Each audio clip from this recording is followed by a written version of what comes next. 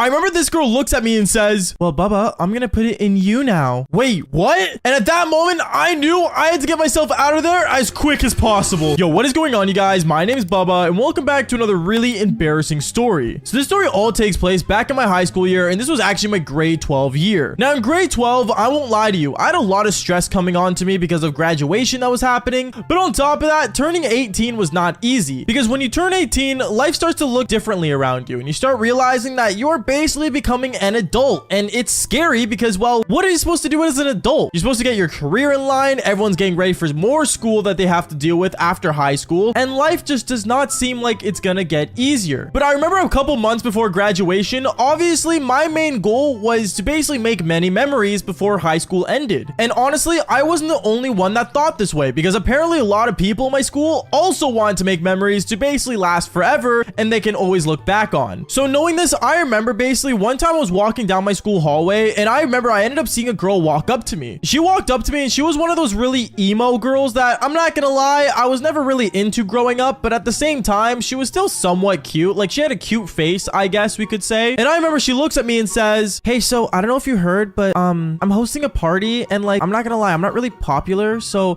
I was wondering, could you help me invite people? Yeah, I mean, I could, but why do you want my help? Well, like, I don't know, you know a lot of girls apparently, and like, I feel like you're just the perfect person to help. Which at this moment, she was not wrong, because I'm gonna be real with you guys, I was really popular throughout high school since I did a lot of the Devil's Tango. So not only did a lot of girls know me, but also a lot of guys knew me for being the ultimate player. Which, I mean, don't get me wrong, a lot of them did hate me, but at the same time, that's only because I ended up doing their girlfriends. But going on with the story, I remember basically, I ended up agreeing to help this girl out, and well, one thing led to another. I ended up spreading it amongst the entire school. If there was one thing I was really good at doing, was spreading a rumor. And I remember I went person to person to everyone in the school, and I basically ended up even posting it on my social media accounts where the party was and the address. Obviously, a lot of people were DMing me asking me if they could bring booze and, you know, a bunch of different things, but to be honest, I always ended up sending those people that had questions straight to the person that was actually hosting the party. That way it came straight out of their mouths and not mine, because I don't want to get in trouble at the end of the day since it wasn't my house. But going on, as I was spreading the rumor, I remember there was one girl, she was actually a cheerleader, that walked up to me later on in the school day after she heard about this rumor. And she walked up to me saying, hey, Bubba, so like, everyone's telling me you're hosting a party. Oh no, I'm not hosting a party, but I mean, I'm helping someone host a party. Why? What's going on? Oh, well, like, I was wondering, like, do you have like a date to go to the party? Now, when she asked me this, I was kind of surprised, because this girl, me and her, we had some pretty bad experiences. If you guys have ever seen the story Me and the Cheerleader, you would understand what I'm talking about. But I remember she basically ended up saying this to me, and I was kind of in shock, because one, the party wasn't that kind of party where you would bring a date to, but also on top of that, why is she asking me out? I really did not know what to say, so I ended up saying, oh yeah, I mean, I could pick you up and take you to the party, I guess. Okay, sweet. And then after, do you want to like maybe like come back to my place after the party? Yeah, sure. Okay, sounds like a plan. And she walked away. Now, I didn't know why she wanted me to go back to her place after, but honestly, I wasn't gonna complain, because like I said, throughout high school, I was a major player, so doing the Devil's Tango at any moment for me was considered a plus. I remember after 2 days went by, everyone in the school was all talking about this party. I did my job, and the emo chick that walked up to me earlier also was really happy that, you know, I managed to do the job really well. It even got to a point where randomly she ended up kissing me in the middle of the hallway as like a thank you. I don't really know what that was, but I'm happy no one saw, because me kissing an emo chick wasn't really something I wanted to be known for in my grade 12 year. But that aside, I remember basically that night of the party, I got home, I got dressed, I got ready, I put on my best dress shirt, got my Air Force Ones on, and I ended up wearing my skinny jeans. Don't ask why. Skinny jeans were cool back then. I know they're now not, but you know, I still sometimes rep skinny jeans. But going on with the story, I got inside my car, and when I drove to this girl's house to pick her up, the cheerleader, I ended up parking my car at the front, and I waited for her. When I waited for her, I ended up seeing her upstairs in her bedroom window getting ready, and when she saw me outside, she ended up coming downstairs, and she ended up hopping into my car, and instantly at that moment, I'm not gonna lie, she was in the mood. Like, she was in the mood. I don't know why she was in the mood. I really did not know how to question it whatsoever, but if I'm being honest with you, what we did next was kind of crazy, because we ended up doing the Devil's Tango in my car in front of the house where the party was before we even went in. We ended up going inside the party like an hour later, and when we got to the party, I remember a lot of people were excited to see me. It was really fun. We had a great time, but it got to the point where things got really out of control, and cops did come and shut down the party, which, to be fair, we were being really loud and being pretty obnoxious, to the point where we had kids even jumping off the balcony. Like, it was really a bad idea, but at the same time, time. She said she wanted a big party, and the next day she wasn't really complaining about it either. But before we get on to the next day, what happened after the cops came was mind-blowing. Because I remember when I heard cops were coming, I ended up getting straight to my car with the cheerleader, and me and her, we ended up getting inside my vehicle and driving away as fast as we could. We didn't want to get spotted at all, and nor did I want them taking my license plate down because I didn't want to get in trouble. And honestly, the thrill that me and this cheerleader had driving away and getting out of there as soon as possible was definitely one of the greatest memories of me back in high school, because the adrenaline rush was just amazing. I remember when we finally lost the cops, me and this girl, we ended up sitting beside each other in the car and just waiting for a bit so, you know, the cops could drive away so I can turn back the other way to get home. And as we were sitting in the car waiting, I remember she looks at me and says, so like, you usually do stuff like that? Like, you know, crazy and like wild? I mean, yeah, I guess sometimes I do. I don't really know. My life's not really that interesting. Oh, well, it seems like it really was, to be honest. All the stories I heard about you and like all the girls you've done, like you've really like gone yourself out there.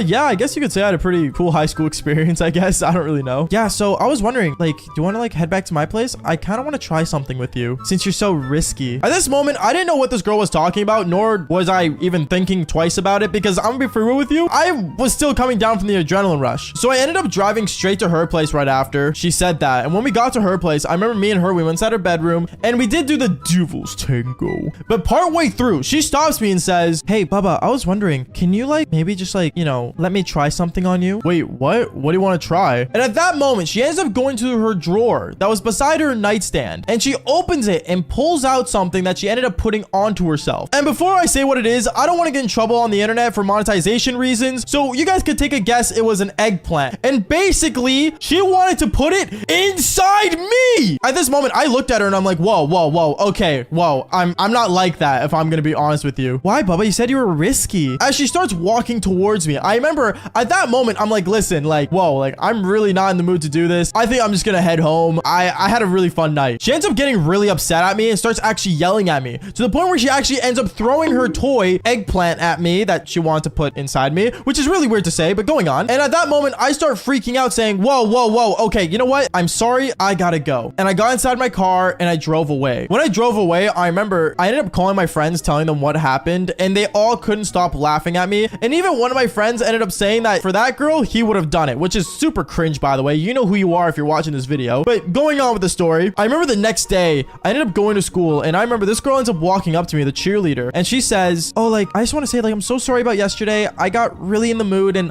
I just wanted to try something. I'm sorry. Can we please never talk about it and keep it a secret? I mean, you know what? Yeah, we can try, but you never gotta do that again. You understand? Like, not with anyone. I won't. I promise, is what she told me. And then right after that, it was super funny because the emo girl that hosted the party came up to me afterwards, and she ended up actually, you know, freaking out and thanking me. And, you know, even though the cops ended up busting her and going to her house and, you know, actually she got a huge fine, she still said she made a giant memory of her grade 12 year. So she definitely got a good memory compared to me because, well, I guess my memory for that party was someone trying to put it in me. I don't know. Would you guys let a hot cheerleader do that? Because if not, then fall for more embarrassing stories just like this one. Peace out, guys.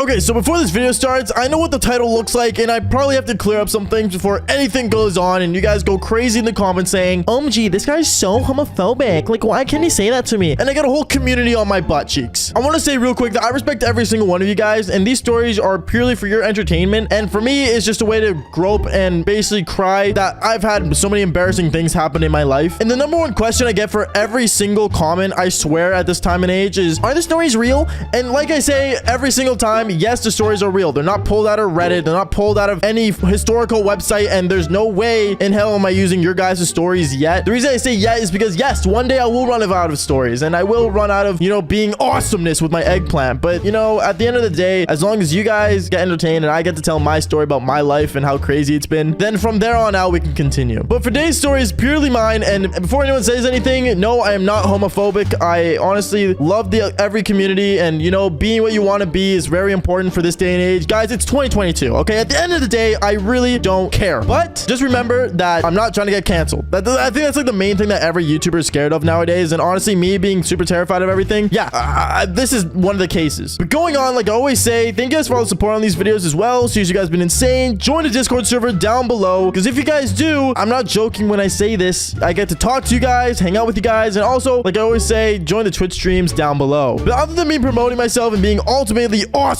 boom, we're gonna get straight into the story. So what is going on, you guys? My name's Bubba, and welcome back to another crazy story. So today's story, funny enough, starts back when I was in high school. So if you guys don't know, in my high school, we had an LGBTQ community. Now, honestly, I've never made a big deal about it or anything like that. Obviously, I had some stories from back then, but this was like later on, like I want to say grade 11. So it was already like a well-known thing. I wasn't really foreign to it. And like, I don't know, I kind of just, moved on from it per se. And by move on, I don't mean like, oh, I was homophobic, but now I'm not. No, it was more based on like, I didn't really like, get in the way of their things. Cause I don't know, back then I wasn't that good at talking to the LGBTQ community. If that makes sense. Like, I don't know how to put it, but let's just say I didn't want to mistakenly say anything offensive, because let's be real here, I don't have the well enough known knowledge to talk to the LGBTQ community. I don't know. It's a long story, and honestly, I could get into it and talk about it all week, but let's be real here. Let's just continue on with the story. So I remember one time, I was just walking down my high school hallway and I was just chilling, having my own good time. And I remember there was like a group of friends that I went up to and talked to, and they were talking about how a bunch of people from the school is going to a club. And at first I had no idea what they were talking about, because obviously, high schools can't go into a club unless you're of age. But apparently it was well known that this club was having this bouncer that was allowing high school students in. If you gave him an extra $20, apparently this bouncer would just let you go right in and have a good time. And me going to a club at the age of what, like 17,